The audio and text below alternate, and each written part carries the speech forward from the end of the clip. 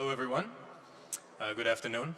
Thank you very much for joining us, and welcome to this very special announcement of Yuval Noah Harari's new book series for preteens. My name is Michael Zor. I work for Sapienship, the social impact company Yuval co-founded with his husband Itzik, which is producing the books.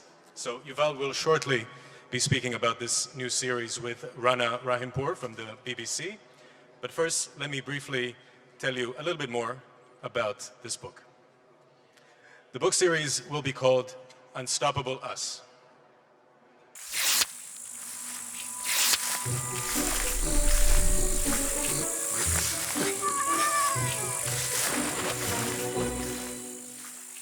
Unstoppable Us tells the epic true story of the rise and rise of humans on planet Earth to a younger audience in a crystal clear, humorous, and incredibly engaging style. We suspect that whether you're 9 or 99 years old, you will not want to put this book down. The series will be published in 4 volumes, one each year, with colorful illustrations by the talented Ricard Zaplana Ruiz, starting with Unstoppable Us, How Humans Took Over the World, published this autumn in 25 languages, and Volume 2 in October 2023. This storytelling project is an international collaboration between Harari, the illustrator Zaplana Ruiz, the editorial teams at the German publishing houses CH Beck and DTV, and the editorial and production teams at Sapienship. Yuval Noah Harari already has a significant global following, having sold nearly 40 million books for adults in 65 different languages.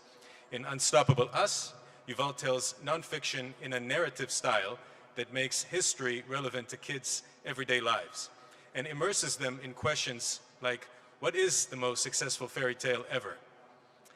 Is life fair? To broaden the impact of the new book series, Sapienship and its partners are creating an interactive digital workshop for elementary and middle schools based on Unstoppable Us. The workshop is designed to be delivered by educators with the students' concerns at the heart of the conversation, offering children scientific tools and skills to drive their own learning experience and encouraging them to apply critical thinking.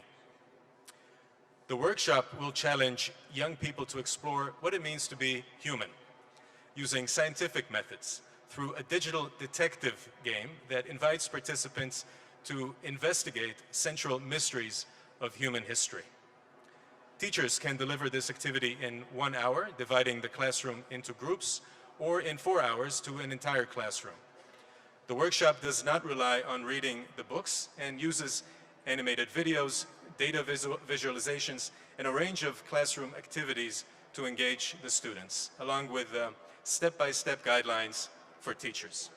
And now, back to the book. I'll hand over to Yuval and Rana for a deeper dive. Thank you very much.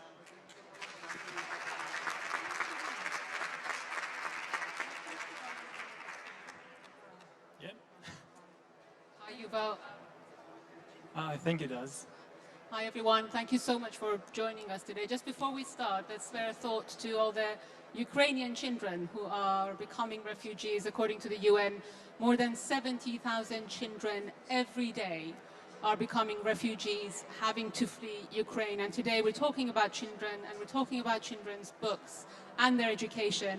And it's a painful experience that they're going through, and let's remember them. And also today we heard that Afghan high school girls were invited back to school, but then they were told that they had to go home. Another heartbreaking story for children and girls in Afghanistan. And we were discussing this earlier with Yuval. Yuval, first of all, tell us about the book and what you think about all these children. Well, I think that these examples are very painful, and they illustrate the immense hold that history has over the present. Because whether in Ukraine or whether in Afghanistan or in many other places, we are like the prisoners of stories invented by dead people in the past. If you ask why are girls not allowed to go to school, then this is not some natural law. It's because of a story that people invented hundreds, maybe thousands of years ago, and that still dominates our life. And if you think about the terrible tragedy in Ukraine, then you have basically one person inflicting his fantasies on millions of people, and in his imagination maybe the Second World War still continues, and he has the power to turn his personal fantasies into a tragedy for millions. And for me, the point of learning history is not to remember the past, it's to be liberated from the past. You can't change the past. It's gone, it's over. What's done is done. But you can be liberated from it in order to create a better future. But it's difficult. And as a historian, I think this is my main job. And it was important for me to write to children, because if anybody is going to really change the world, it's them. So I see my job in writing for children, trying to unburden them from the past. So the book is going to be 4 volumes. Tell us a bit more about it, and where did the idea come from? The idea comes from many people. After we published *Sapiens* in the adult version, like almost immediately, I began to receive requests or questions about whether this can be turned into a children's book. And I wanted to do it for many years, but I didn't have either the time or the skills. And eventually I teamed up with several other very talented creators, and also with the backing of the people at Sapienship. And together we managed to turn this into a reality. Like they say that it takes a tribe to raise a kid, it also takes a tribe to write a book. In the end, you have sometimes just the name of one person on the cover or sitting on the stage, and everybody thinks, oh, he wrote the book. No, it's really a communal effort of many people together. Have you ever taught history to kids? I'm a history professor at university. I never had any experience teaching in schools. I do talk to kids, whether my nephews or nieces or other children. I try not to teach them. It's more to listen to them. I raise questions, like in Israel, I would ask kids, what's the difference between Jews and Arabs, and why are they fighting each other? Instead of giving them a lecture about Middle Eastern history, I think the important thing is to make them curious about these very fundamental questions that the adults often forget to ask, because they take it for granted. So for me, the best experience is just to throw that question and look how the wheels are starting to turn in the mind of a 10-year-old. Hey, what is the difference between Jews and Arabs? And why are they fighting each other? The way that history often kind of being transmitted to the next generation, it's like, the adults are carrying this big, heavy sack on their heads, and they catch some kid and tell them, okay, I carried this for 60 years, now it's your turn to carry this sack, and in the sack is all our opinions and ideologies and religions and our hatreds and our fears, which we've been carrying for sometimes decades without really knowing why. Where did these things come from? And at a certain point, we just pass it on to the next generation. Now you carry it. And I think we need to have a break there. To ask, do we really need to keep on carrying all this stuff? And how do you sift through the sack and decide what is worth carrying and what you should just throw away? And again, this is for me the basic question of history. That we have a choice. We don't have to keep carrying all these opinions and all these hatreds and all these fears from generation to generation. But to know what to keep and what to throw away, this is why you need to study history. One thing that I found fascinating about the book is where you explain for children and adults about how all humans are made of the same thing. And I thought it's a very important lesson for children, so we can hopefully, when they're older, they scrap racism. Or when you talk about the danger of Homo sapiens to wildlife, the whales. What impact are you looking for, specifically in children who are reading the book?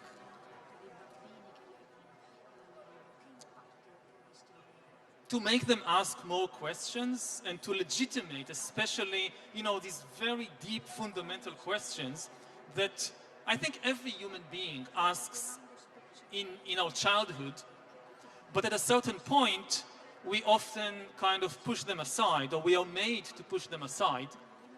And it's very important to keep asking these deep questions throughout our life. And also, as you said, to discover what connects all of us together. Because if you think about stories, then of course, every nation has its own stories, every religion has its own stories, but they are very superficial stories. Like if you think about the main stories of nations and religions, they go back centuries. Sometimes they go back thousands of years. Like, I don't know, when I did my bar mitzvah, so I was told, bar mitzvah, this is very old ceremony, ritual. It goes back 3,000 years. 3,000 years, Jewish boys are having their bar mitzvah. And then you look at biology, and you see some really deep stories and rituals. Like, courtship rituals, boy meets girls or boy meets boy, these go back millions of years, tens of millions of years. Long before there were humans, mammals already had courtship rituals. So when you have your first love affair, you are enacting a story or a ritual which is like 1,000 years, 1,000 times older than bar mitzvah. It really goes back to the first mammals. They had also these courtship rituals. And in this sense, there is a much, much deeper layer within all of us, which connects all of us. And getting to know these stories, or like one of the examples in the book is about being afraid of monsters in the night. I don't think there is a single kid, maybe there is one, but most kids around the world, they are afraid of monsters in the night. Whether they are Jewish or Muslim or Christian or atheist, there are monsters in the night. And this doesn't come from any religion or nation.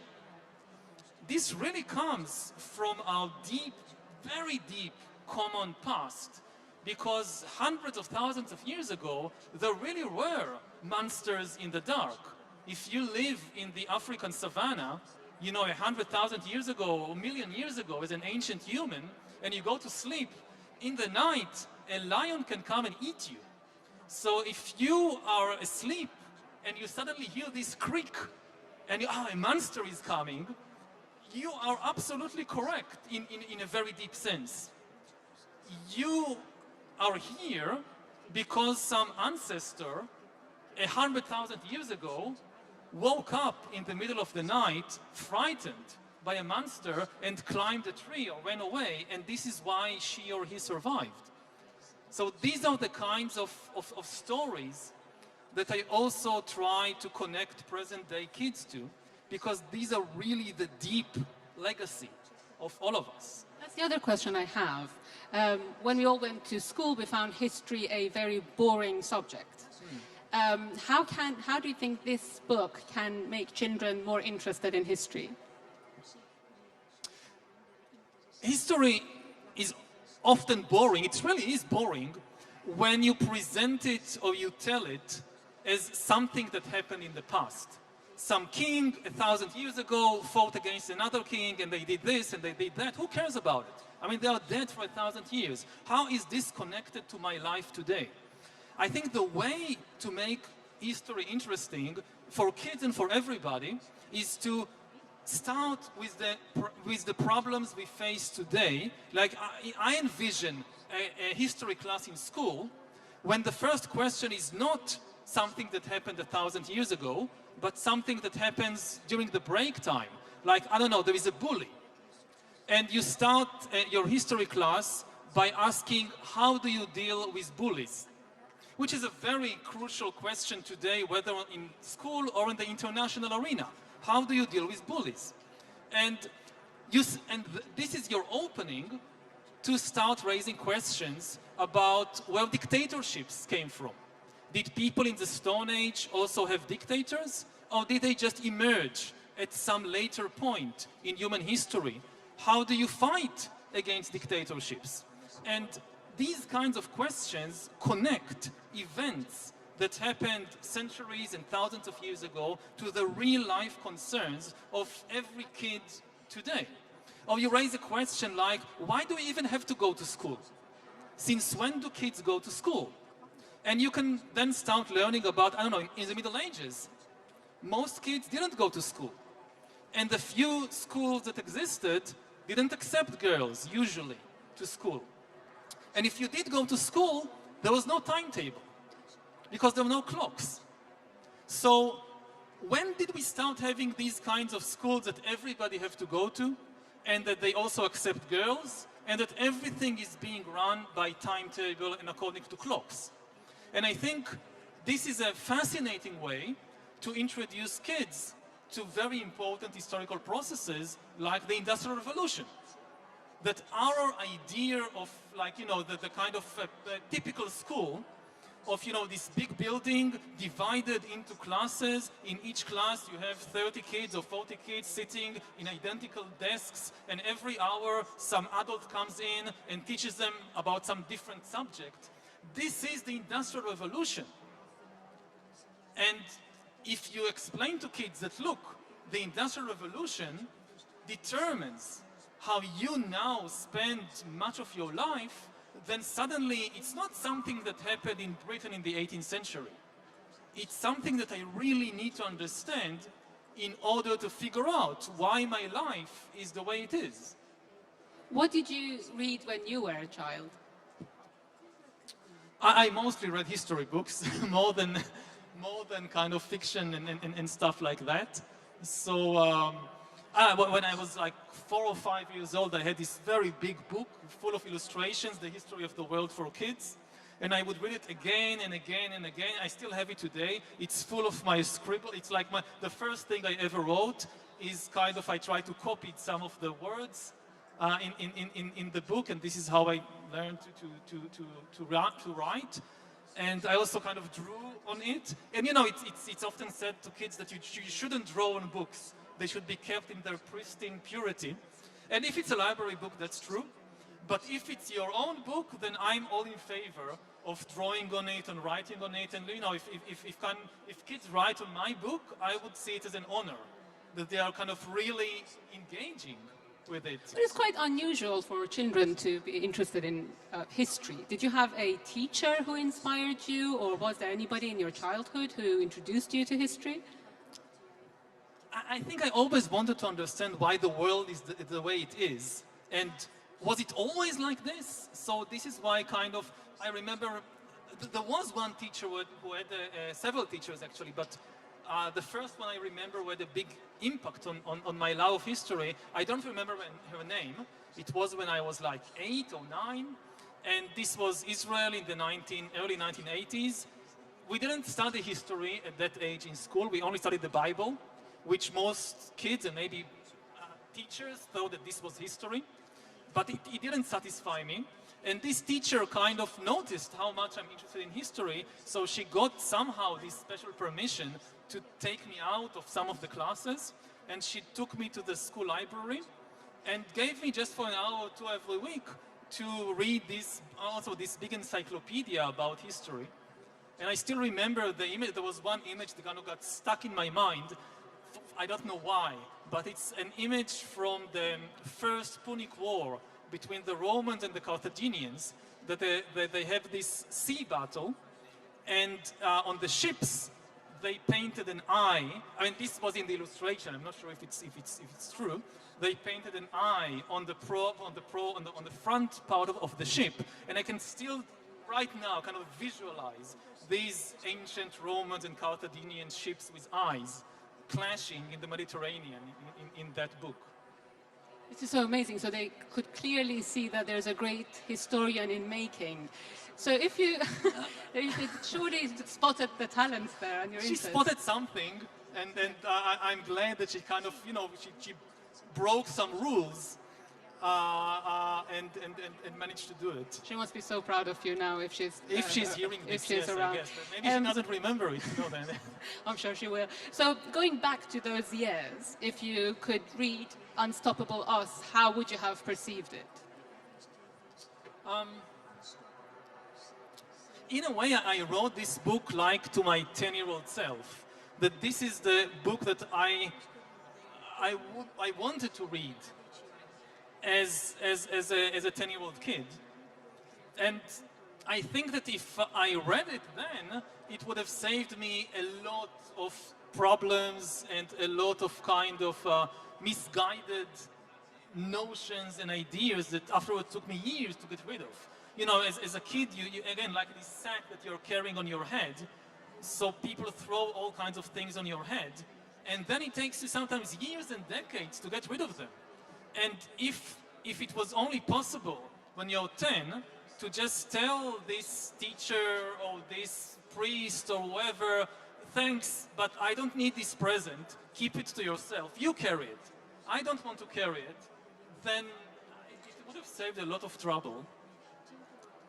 I agree. When I read Homo Sapiens, I was 27, and I wish I had books written by you to read when I was 10 or 11. That would have saved many years of confusion. Do you have any advice for history teachers who are now trying to teach history to other children? Basically, what I said earlier, that don't teach history as something that belongs to the past. Teach it as something that belongs to the present and the future. Again, the people in the past are dead. You can't change what happened to them. But the problems that we face every day, they very often come from history.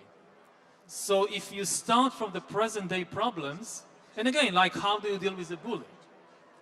And through that, you teach the history of law, the history of injustice, the history of dictatorships, then, you know, under what circumstances revolutions succeed, and under what circumstances a bully can keep terrorizing. And because one of the big questions about dictatorship in history is how come one person or a very small number of people are able to inflict so much suffering on millions of people, often, you know, when almost everybody doesn't want it.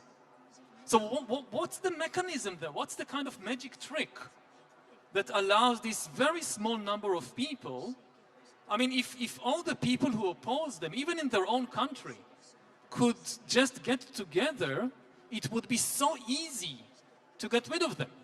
But it's very, very difficult.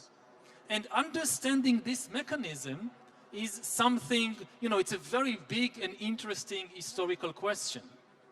And you can look at it on the level of an entire country, but you can also start by looking at the dynamics of a single class or of a single school, because they also sometimes have this problem that there is, you know, one bully that terrorizes several kids. So how come they don't unite against him? Have you ever been asked a question by a child that you couldn't have answered? Because you're very good at answering questions of adults. A lot of times, I mean, the basic, like the big unanswerable questions, kids usually know all of them. They keep asking, why are we here? And what's the meaning of all this? And where did the laws of reality come from? And what happens after we die? And they know all these questions. And I think I don't have the answers to these questions, but the important thing is to encourage them to keep asking these questions throughout their lives. Otherwise, at a certain point in life, you start imagining, you start feeling that you understand the world when actually you don't.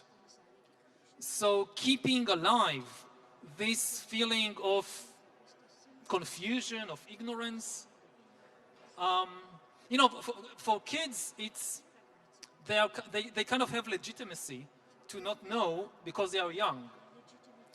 But the adults are very often afraid to admit that they don't know. They also want to give this sense of security to the younger generation that we know what we are doing, we know the answers. And I hope that we can keep a space kind of open also to ourselves to admit that we don't really understand what's going on. We don't really understand the world. And it can be frightening, but it's much better to keep having questions without answers than to impose answers that you can't question. Yeah, that's the line that stayed with me. It's better to have questions that we can't answer than answers that we can't question. Yeah, that's much better. Yes, it's a very important line. And finally, I'll ask my last question, and then we'll open the floor to get some questions from the audience. As a parent, I find it very difficult to get the attention of my child. And these are children in the digital age, in the time of Twitter. How can we just get them interested to sit down and read a history book? You know, the structure of a story, of a continuous story, is extremely deep in the human mind. The forms that stories take change over time. But this kind of fundamental structure of a continuous narrative, this is really the part of the essence of what makes us human. So I think we shouldn't we shouldn't fixate on a particular form or genre. Oh no, it has to be paper between two kind of covers. It can't be digital. It can be anything. I mean, we should be because throughout history, the form that narratives took continue to change again and again, and it's changing now. But the kind of drive to structure the world through these long, continuous narratives, it is still there. So we just need to figure out how to repackage it with the new technology, but we shouldn't be afraid that the next generation will not connect to it anymore. As long as you have humans, the power of stories, and especially of big stories, will still be there. But I think that part of the responsibility, one problem I see today with adults, you know, trying to be, you know, too open or too liberal, that they abdicate responsibility. And they basically tell kids, I don't know the big stories, you tell them yourself. Like, I'll just give you the kind of basic materials and you do it yourself. And it can be pushed too far. That then there is a kind of breakdown of communication. I think that we should still make the effort as adults, as teachers, as historians, to think really hard and come up with big stories, with big narratives for the next generation. They can always reject them. They can always change them and come up with something on their own. But we should provide them with at least some, you know, big story about the world, because in today's world, the last thing they need is more information. They are flooded by enormous amounts of information. What is really needed is tools in order to take this immense amount of information and make sense of it. And stories are one of the most important tools. And again, they go back not hundreds of years, but hundreds of thousands of years. So I think it's part of the responsibility of adults to keep telling the stories. And if the stories are good, you'll find that people sit around and listen to the stories. And Unstoppable Us will do that definitely, because I really enjoyed reading it, and I'm sure that other adults and children will be the same. Let's open the floor to any questions. Please raise your hands. With you, please, is anybody giving you a mic, or hopefully we can hear you? Can you hand her the mic, please?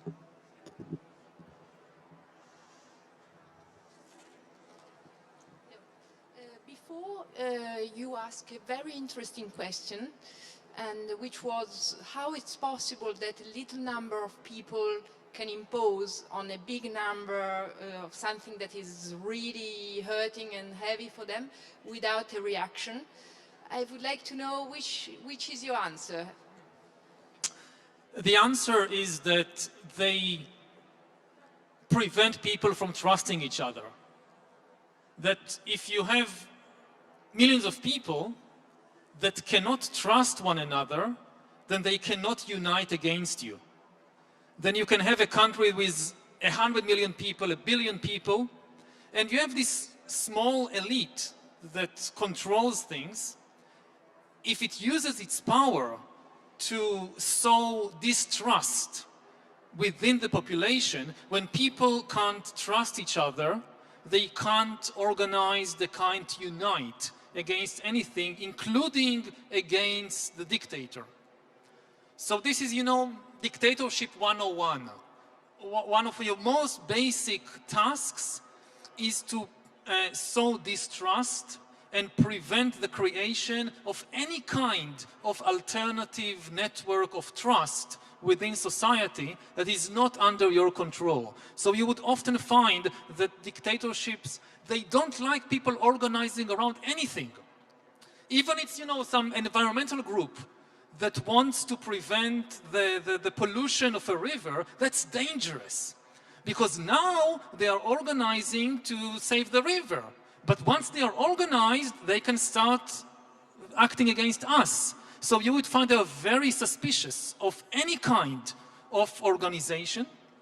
And the way in the long term, the way to resist them is to create trust between people that doesn't go through the center. And in this sense, organizations are extremely important. You know, as long as you have isolated activists or isolated individuals, there is not much they can accomplish. 100 people who organize together and trust each other are far more powerful than 10,000 people who are isolated individuals. So organization is really the key, and trust within the organization. Thank you very much. Any other questions?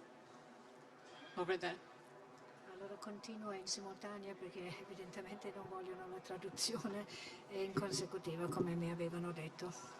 I loved how you said throw away your past or part of it. I was just wondering, how is this perceived in Israel? Do you have any opposition? You know, it depends. I mean, some people like it, some people don't. I'm not saying throw away all the past, of course. It's just that you have a choice. You don't have to keep carrying everything. I personally think that one of the problems we have in Israel is that we have too much history. And if we had a little less history, things could be better. But again, knowing what to keep and what to throw away, that's not easy. And for that, first of all, you need to understand how the past keeps its hold over you. Because it's not always obvious. I mean, the way it happens is that many of the things which you think are natural, this is just the way the world is. Only when you start looking into the history you understood, no, this is not natural, this is not the way it always was. It gradually appeared, it gradually developed at a certain point in history because of ideas and actions of certain people. And when you see that, that's when you have real choice.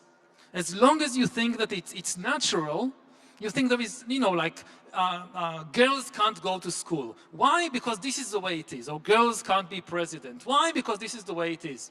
Once you realize, no, it's not the way it is. It's someone 1,000 years ago invented some story and convinced a lot of other people, so now people believe it. But it's just some human 1,000 years ago that came up with it. So we can choose differently now.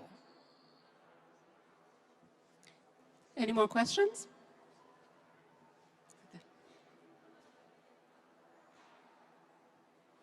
We have now the joy of having international organizations that can handle the way history is perceived worldwide.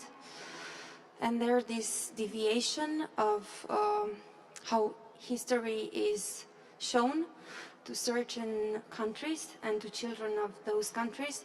So at an individual level, for you as a human being to transcend your past, you need to understand it.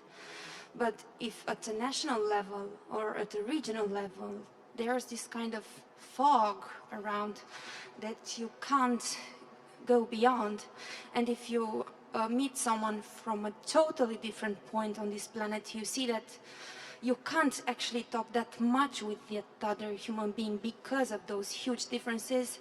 So how do we handle that now? First of all, we do have a shared inheritance of all humans in the world, starting with this biological inheritance that I was talking about, which is extremely important. It's something everybody around the world immediately understands. It's in our bodies. And secondly, even on the national level, just as individuals have a choice, they are not the prisoners of their past, also nations have a choice. And I think that we started with the tragedy now in Ukraine, and it's a very, very important and good example to learn from. Because, you know, Ukrainians have been under oppression and dictatorial regime for generations. First the Tsarist autocracy, and then the communist autocracy, and suffered terribly from wars, from dictatorships. And you would have imagined that they are completely a prisoner of this past.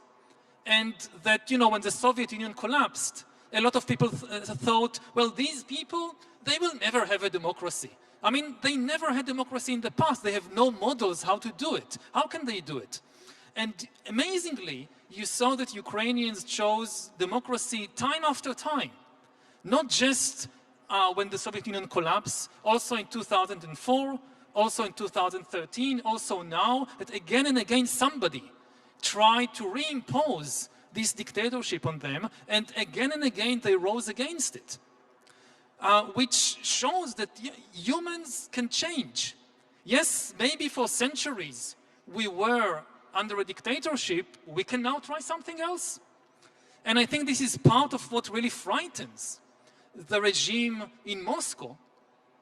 That because if the Ukrainians can do it, this will be a lesson also for the people in Russia. Hey, if they can have a democracy, why can't we?